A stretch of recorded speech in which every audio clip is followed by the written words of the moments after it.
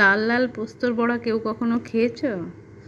আমি তো কোনোদিন দেখিনি লাল লাল পোস্তর বড়া হয়। পোস্তর বড়া তো সাদাই হয়। প্রথম পোস্তর বড়া বানাতে গিয়ে পোস্ত বাটার মধ্যে কাঁচা পেঁয়াজ কুচোনো, কাঁচা লঙ্কা বাটা, সর্ষের তেল, নুন দিয়ে মেখে কি করে ময়দা আটা ছাড়া কি করে খাঁটি পোস্তর বড়া বানানো যায় আমার তো জানা নেই।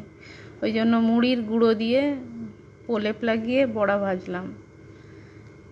কেমন হয়েছে জানি না, চেষ্টা করেছিলাম কম তেলে ভাজার, তো সেগুলো শক্ত হচ্ছে না বলে সেগুলো খাওয়া যাবে না। এমন করে ভেজে বড়াগুলোর টেস্ট ভালো হয়েছে কিন্তু লাল হয়ে গেছে।